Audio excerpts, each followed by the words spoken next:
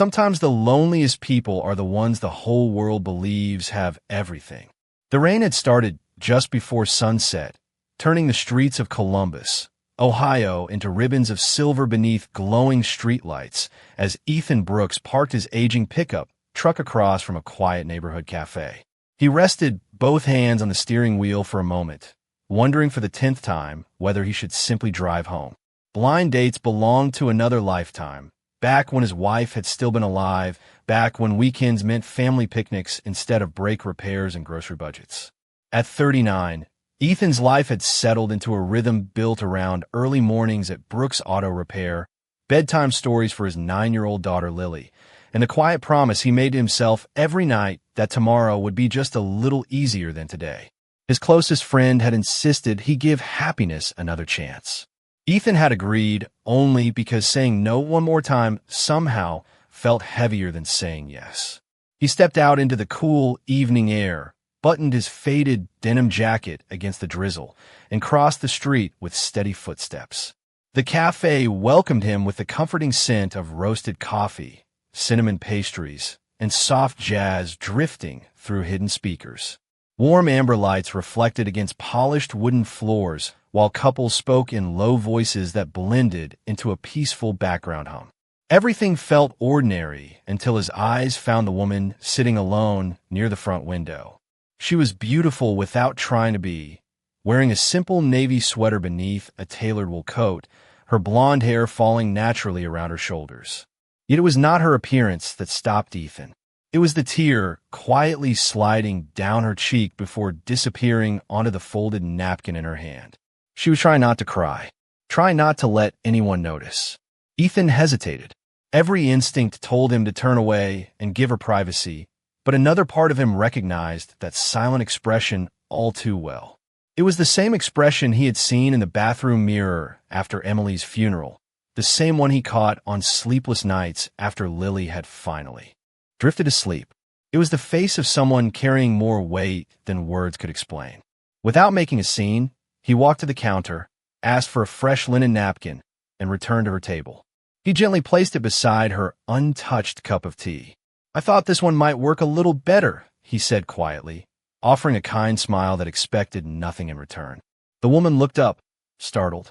Her blue eyes shimmered with embarrassment before she quickly brushed away another tear. "Thank you," she whispered. "I'm sorry you had to see that." Ethan shook his head.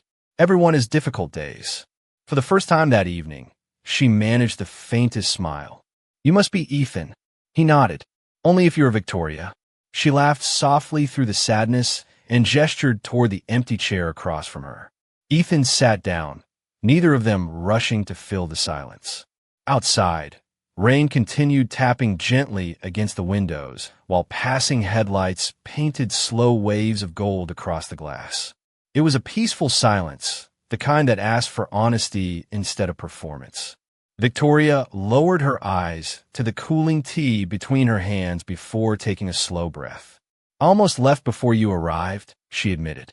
Ethan looked at her with quiet concern, but never interrupted. She gathered her courage one careful word at a time. "Every blind date seems to end exactly the same way," she said.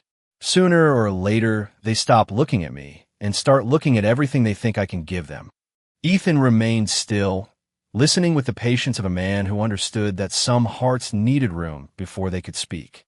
Victoria swallowed gently before adding the sentence that carried years of invisible heartbreak. "Tonight, I was afraid I would become invisible all over again." For several quiet seconds, Ethan did not answer.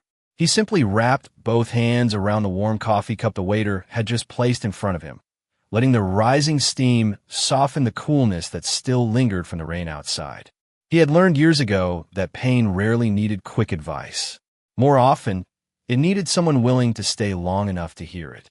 The gentle melody of an old jazz piano drifted through the cafe, while conversations from nearby tables blended into a peaceful background murmur.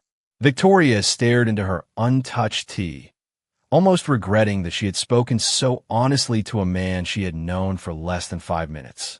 She expected polite sympathy, perhaps an awkward attempt to change the subject. Instead, Ethan quietly said, That must be incredibly lonely. She slowly looked up. His expression held no curiosity, no judgment, and certainly no excitement. It was only compassion. It is, she admitted. People always seem fascinated by what they think my life looks like. Very few ever ask what it actually feels like. Ethan nodded thoughtfully. Sometimes the hardest thing about being misunderstood is that everyone believes they already know your story. Victoria blinked in surprise.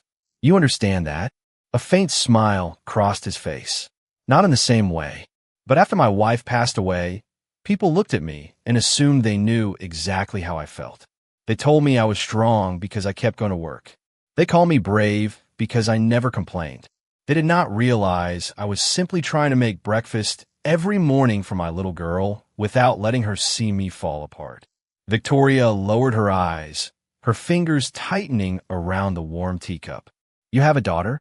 Her name is Lily, Ethan answered, and the sadness in his voice immediately softened into quiet pride. She is 9 years old. She believes pancakes taste better if you make them into funny shapes. Victoria laughed gently for the first time that evening. Does she convince you to do that? Ethan smiled. Almost every Saturday. The laughter faded naturally, leaving behind something warmer than silence.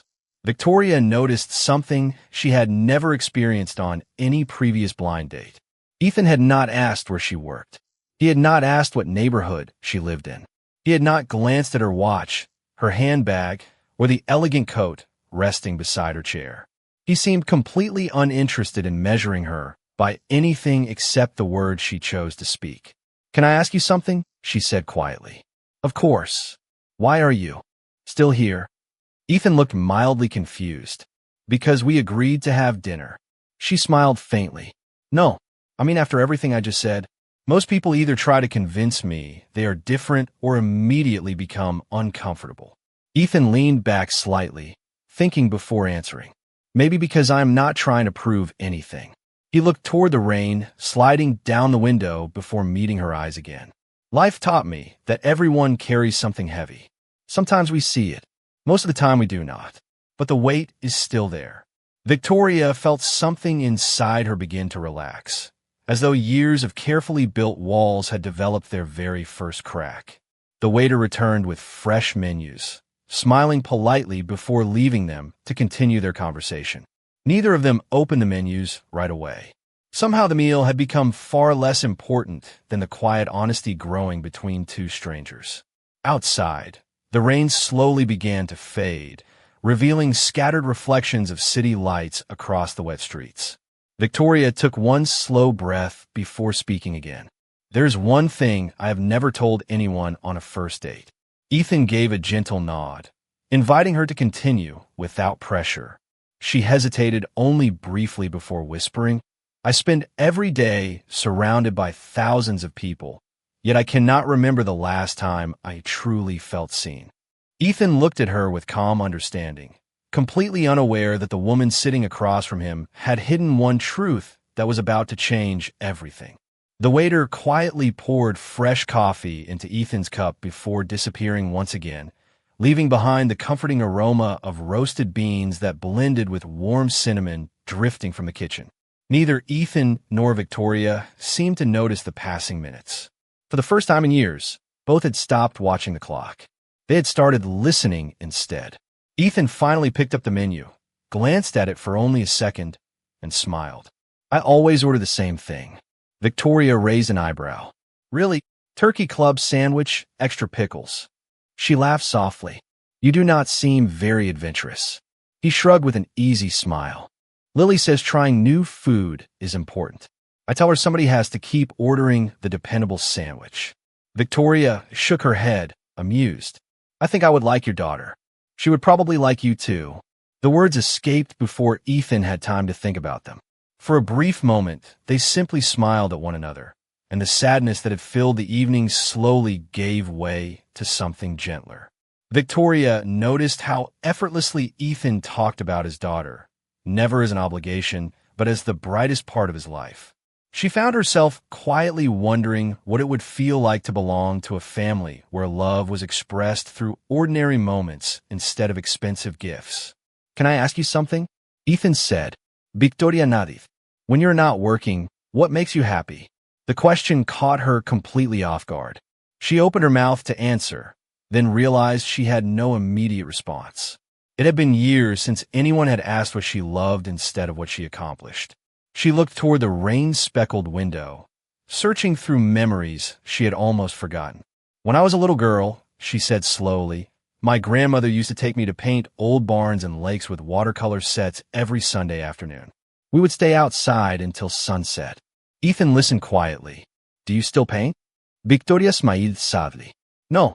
Somewhere between college, promotions, board meetings, and endless flights, I stopped making time for it. One day I looked around my apartment and realized I owned original paintings from famous artists, but I had not picked up a paintbrush in almost 15 years. Ethan rested his elbows lightly on the table. Maybe the artist never disappeared. She looked back at him. What do you mean? Maybe she has just been waiting for life to become quiet enough to come home again. Victoria felt those words settle deep inside her heart. Nobody had ever described healing so simply.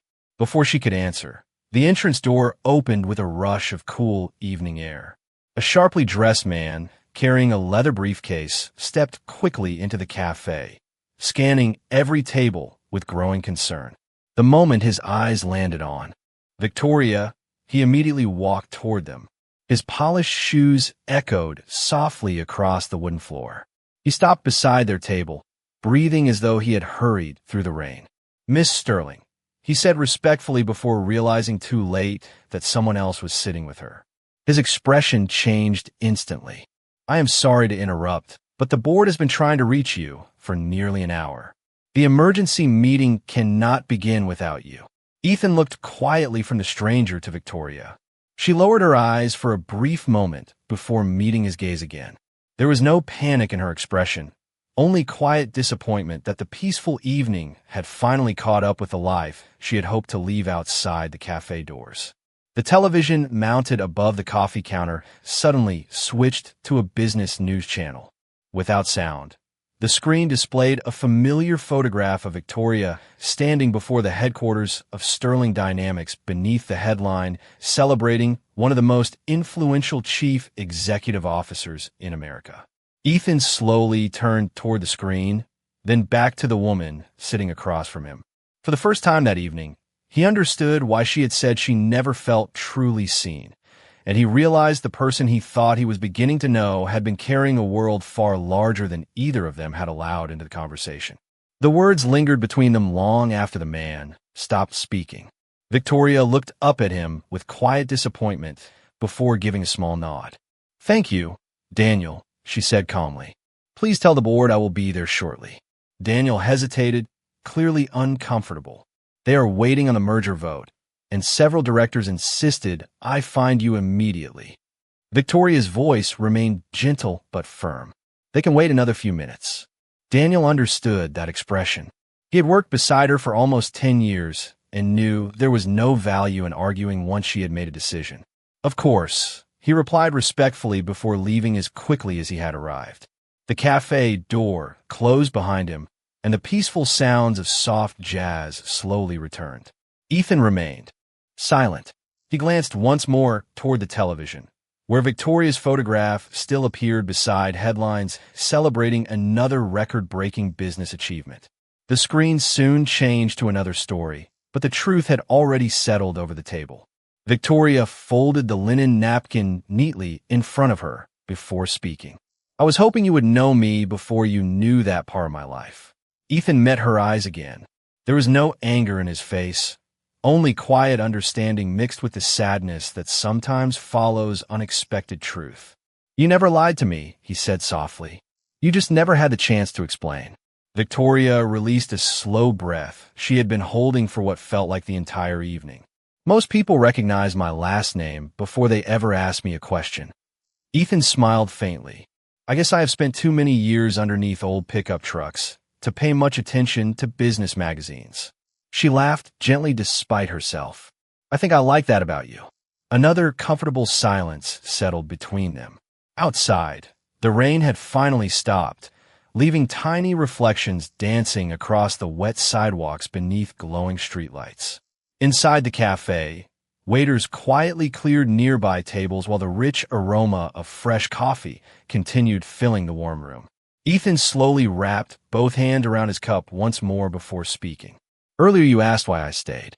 Victoria Nadif. Yes, because I thought I was sitting across from someone who needed another human being for an hour. He smiled kindly. Now I know I was right. Her eyes filled with tears again, but these were different. They came not from loneliness, but from relief. You are the first person who has ever said that after learning who I am. Ethan lowered his eyes briefly, thinking of Lily waiting at home, probably reading another chapter of her favorite adventure book before bed. His life had never been glamorous, but it had become peaceful.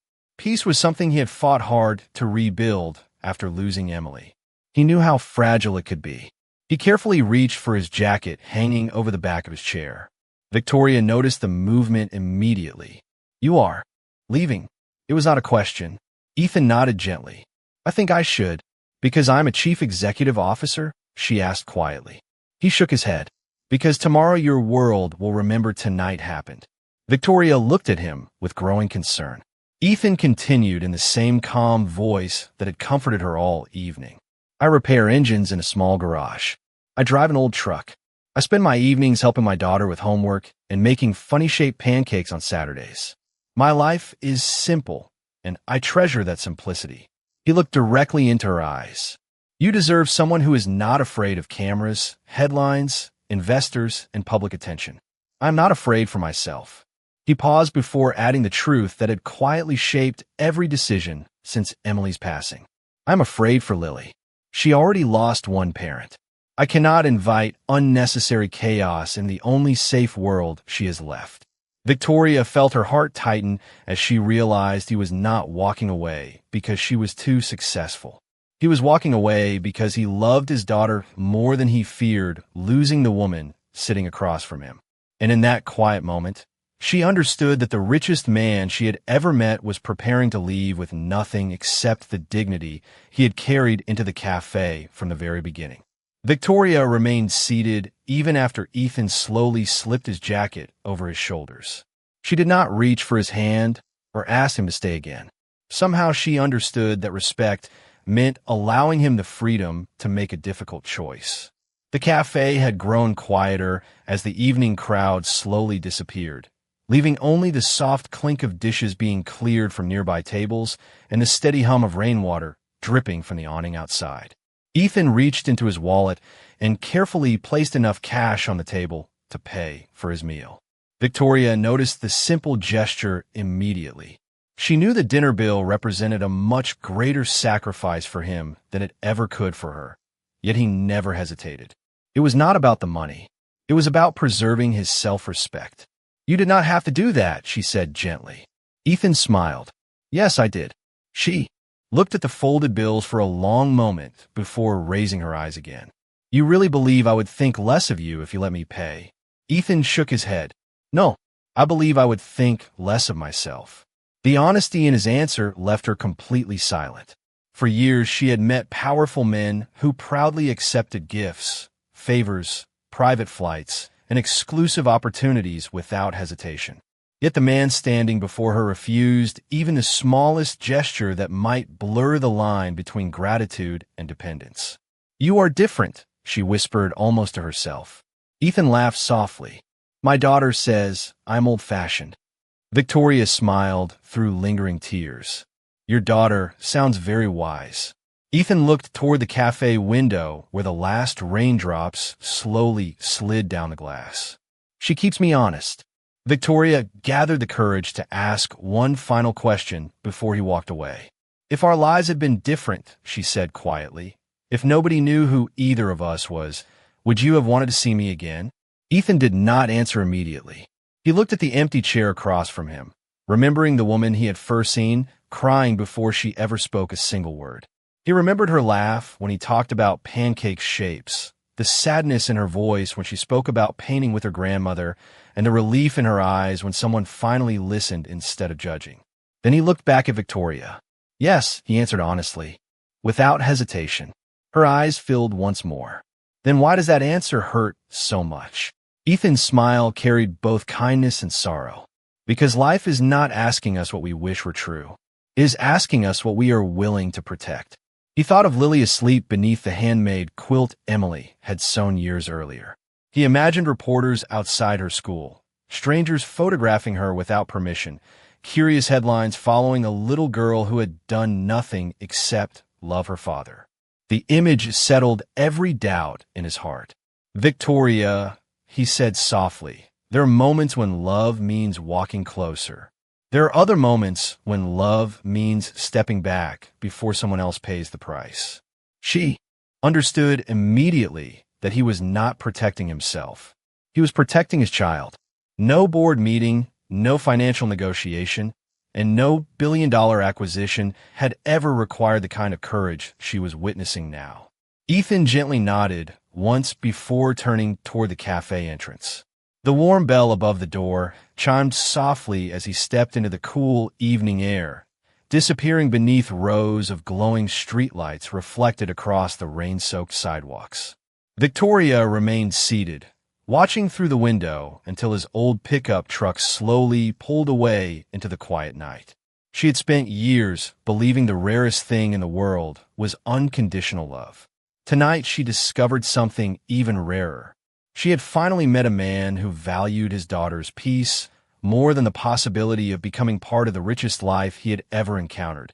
And for the first time in many years, Victoria realized she did not want a man to enter her world anymore. She wanted to earn the privilege of being welcomed into his. The following Saturday morning arrived with clear blue skies stretching across central Ohio, and the familiar sound of a rolling garage door echoed through the quiet neighborhood as Ethan unlocked Brooks Auto Repair just after 8 o'clock. The scent of motor oil mixed with crisp autumn air, while golden sunlight spilled across the concrete floor, illuminating shelves lined with well-used tools and decades of honest work. Ethan welcomed the routine. Engines were predictable. Loose belts could be tightened. Worn brake pads could be replaced. Life made sense inside a garage. He had almost convinced himself that the woman from the cafe belonged to another chapter that had already ended. Around 9 o'clock, a modest silver sedan slowly turned into the parking lot. There was no luxury chauffeur, no security detail, and no expensive sports car. The vehicle looked ordinary enough that none of the waiting customers paid it much attention. The driver's door opened, and Victoria stepped out wearing blue jeans, white sneakers, and a simple brown jacket over a light sweater. Her blonde hair rested naturally on her shoulders without the polished style that usually appeared in business magazines. She carried a small white bakery box with both hands and paused for a moment before walking toward the garage, almost like someone entering unfamiliar ground with quiet respect. Ethan looked up from beneath the hood of an aging Ford pickup and froze for only a second before offering the same gentle smile she remembered from the cafe. "Good morning," he said. "I was not expecting company. Victoria Smaid Shaidi. I thought I would return something." She held up the bakery box. "Blueberry muffins." Ethan laughed softly. "Now that feels familiar." Before either of them could continue, a cheerful voice burst from the office. "Daddy, Mrs. Jenkins brought more cookies." 9-year-old Lily skipped into the garage, carrying a colorful plastic container almost as wide as her arms. She stopped the moment she noticed Victoria standing nearby and looked curiously between the two adults. Ethan smiled. "Lily, this is Victoria." The little girl stepped forward without hesitation. Victoria knelt slightly until they were almost eye level. "Hello, Lily. It is nice to finally meet you." Lily studied her face with complete honesty before smiling brightly. "You're prettier when you smile than when you cry." Ethan closed his eyes for a brief second, trying not to laugh. "Sweetheart." Lily looked up innocently. "What?" "It is true." Victoria laughed so naturally that several customers turned toward the sound with warm smiles. It had been years since laughter had escaped without effort. Lily proudly opened the cookie container.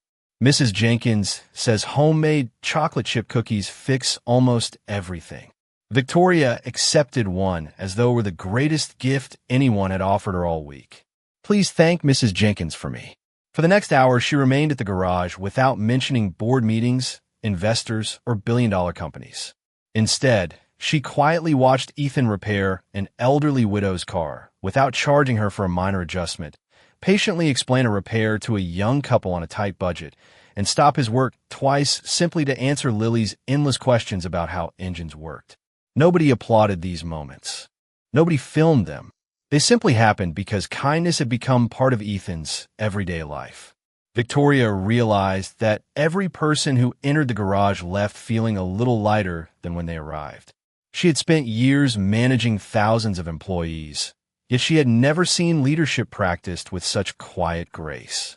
As sunlight poured through the open garage door and laughter drifted between toolboxes and old pickup trucks, Victoria finally understood that the richest place she had visited in years was not the executive boardroom overlooking the city skyline. It was this modest garage where respect was given freely, dignity was never measured by income, and a good man's ordinary life quietly transformed everyone fortunate enough to step inside. Monday morning began quietly, but peace rarely asked permission before leaving.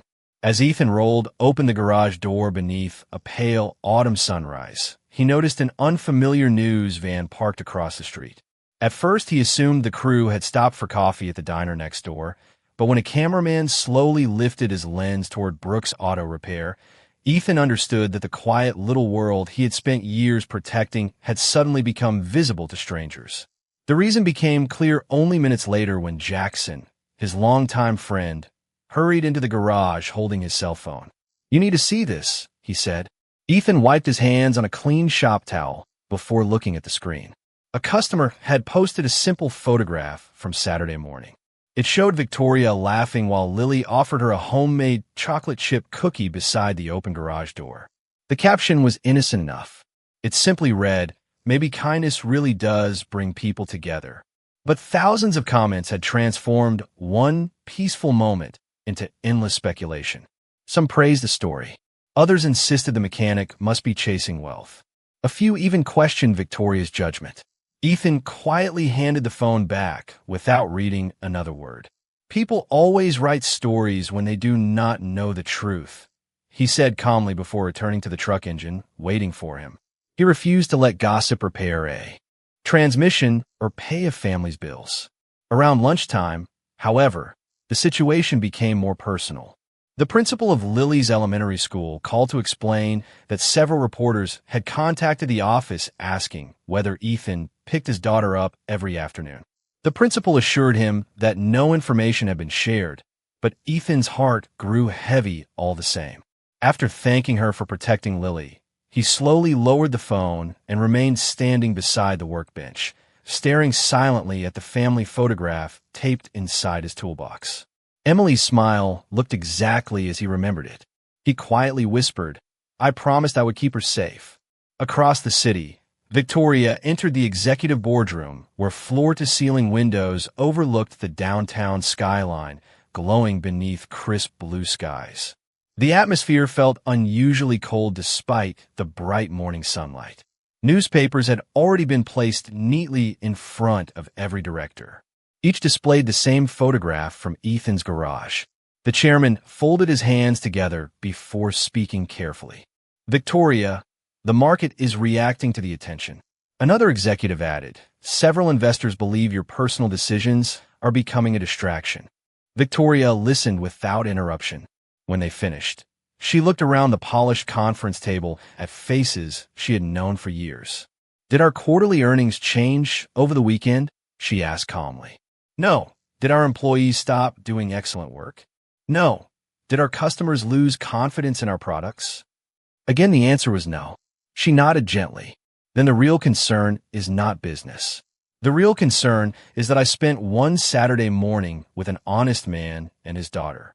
The room became perfectly silent. One senior director finally spoke. "Public perception influences value." Victoria met his eyes without raising her voice. "Character influences value too. We simply do not place it on financial statements." No one answered.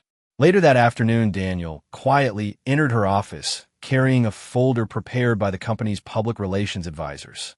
Inside was a carefully written statement suggesting she describe Ethan as nothing more than a casual acquaintance to calm the media.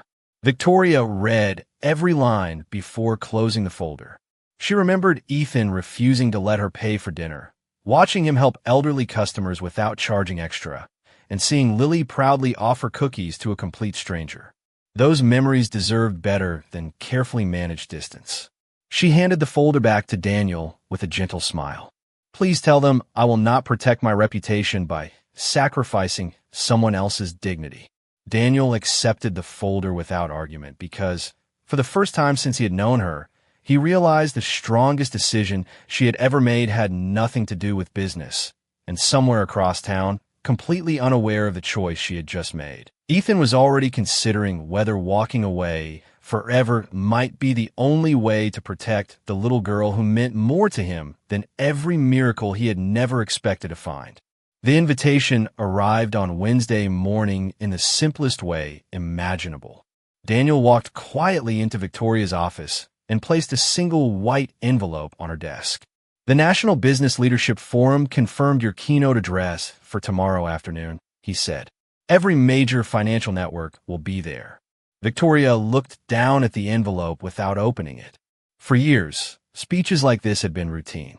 She would discuss innovation, leadership, economic growth, and corporate responsibility. Thousands would applaud. Newspapers would quote her. Stock analysts would praise her confidence. Yet none of those speeches had ever changed her life. This one would. Across town, Ethan had already made a decision of his own. After dropping Lily off at school, he met quietly with the principal and explained that if the attention continued, he would temporarily adjust his work schedule so he could personally bring Lily to school each morning and pick her up every afternoon. The principal thanked him for putting his daughter first. Ethan simply smiled. She deserves an ordinary childhood, he said. The world can wait. That afternoon, Victoria stood alone behind the curtain of a large conference hall filled with business leaders, investors, journalists, and television cameras. Beyond the stage, hundreds of guests waited beneath elegant chandeliers while enormous digital screens displayed the forum's logo. Daniel approached quietly. Your communications team prepared a revised speech. He handed her a leather folder. Victoria opened it and read the carefully crafted remarks about quarterly performance, innovation, and shareholder confidence. After only a few seconds, she gently closed the folder and handed it back. I will not be using this today. Daniel searched her face. Are you certain? Victoria smiled peacefully. For the first time in years. Moments later, the announcer welcomed her onto the stage. Warm applause filled the room as she walked confidently to the podium. She looked across the audience without speaking immediately. The applause slowly faded into complete silence. Good afternoon, she began calmly. Today I was expected to speak about leadership, financial growth, and the future of business. Those subjects matter. But something far more important has happened in my life this week. Curious whispers moved through the audience before disappearing again. Victoria continued. Several days ago, I met a single father who repairs cars for a living. He did not recognize my name. He did not know my position. He simply saw another human being who happened to be hurting. Every camera in the room focused on her. When he eventually learned who I was, he asked for nothing. Not a business opportunity. Not an introduction. Not a favor. Instead, he worried about protecting his little daughter from public attention. He walked away from the easiest path because he believed her peace mattered more than his own happiness. The audience remained perfectly still. Victoria looked across the room with quiet conviction. During my career, I have met people with extraordinary wealth, remarkable influence, and impressive accomplishments. Yet I have rarely met someone with greater character than that father. She paused, allowing the silence to settle naturally. We spend too much time teaching young people how to become successful and not enough time teaching them how to become trustworthy. We celebrate power while overlooking kindness. We measure achievement with numbers while ignoring integrity. That is a mistake I refuse to continue making. No one interrupted. No phones rang. Even the photographers lowered their cameras for a moment. Victoria smiled gently before finishing. Real leadership begins the moment we choose another person's dignity over our own reputation. The room remained silent for several long seconds before quiet applause slowly began, growing into a standing ovation that felt different from every award she had ever received.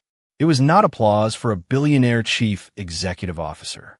It was applause for a woman who had finally chosen truth over image, completely unaware that at that exact moment, Ethan was locking the garage for the evening, believing their story had already reached its final chapter. The next Saturday morning arrived quietly, as though the world itself had decided to whisper instead of shout. Overnight, the headlines had begun to disappear beneath newer stories, and the television crews that once waited outside Brooks Auto Repair had already driven away in search of another moment to capture. Peace returned the same way it had left, without announcing itself. Ethan stood in his small kitchen wearing a faded flannel shirt while the familiar scent of fresh coffee and blueberry pancakes filled the house. Morning sunlight spilled across the worn wooden table where Lily carefully arranged colorful paper napkins she had decorated with crayons the night before. Every refrigerator magnet held another drawing of smiling animals, bright flowers, and imagined adventures. It was the ordinary Saturday Ethan had hoped to protect all along. A gentle knock sounded at the front door. Lily looked up with a knowing smile before Ethan even reached the hallway. When he opened the door, Victoria stood on the front porch carrying a small basket filled with fresh blueberries, maple syrup from a local farm, and a simple watercolor paint set wrapped in brown paper. She was dressed in blue jeans and a soft cream sweater, her blonde hair resting naturally around her shoulders, looking less like one of the most recognizable business leaders in America and more like someone finally comfortable being herself. "I hope I'm not too early," she said with a quiet smile. Ethan stepped aside. "You arrived just in time." Lily hurried forward before either adult could say another word. "I saved you a seat." Victoria laughed warmly as the little girl gently took her hand and led her toward the kitchen table. For a few moments, nobody spoke about business, television interviews, or public attention. They spoke about pancakes, school projects, the changing colors of autumn leaves, and whether blueberries belonged inside pancakes or beside them. It was a conversation so wonderfully ordinary that Victoria felt something inside her finally become still. After breakfast, Lily disappeared into the living room to finish a drawing while Ethan gathered the empty plates. Victoria quietly placed the wrapped watercolor set on the table. "I remembered what you said," Ethan told her. She looked surprised. "About what?" He smiled gently. "About your grandmother teaching you to paint." She slowly unwrapped the brushes and colors, running her fingertips across them with almost childlike wonder. "I cannot remember the last time someone gave me something that reminded me who I used to be." Ethan leaned against the kitchen counter. "Maybe that person never left." Victoria looked at him for a long moment before softly replying, "Maybe she was just waiting to meet someone who never asked her to become anyone else." Their eyes met, not with excitement or uncertainty, but with the quiet confidence that grows only after truth has already done its work. Lily returned carrying her newest drawing. This time there were 3 smiling people standing beneath a bright blue sky beside a little garage with flowers blooming near the entrance. She handed the picture to Victoria. "I finished it," she said proudly. Victoria knelt beside her. "It is beautiful." Lily pointed toward the 3 figures. "Families do not always start the same way. Sometimes they find each other later." Ethan felt his eyes grow warm as Victoria gently placed the drawing against her heart. Outside, the wind carried golden leaves across the front yard while morning. Light filled the modest home with quiet warmth. There were no reporters waiting beyond the sidewalk, no flashing cameras, and no board members asking difficult questions. There was only laughter drifting through a small American kitchen, the comforting aroma of fresh pancakes, watercolor brushes waiting beside the window, and 3 people discovering that the richest life is never measured by what fills a bank account. It is measured by the people who choose to remain at your table long after the world has stopped watching.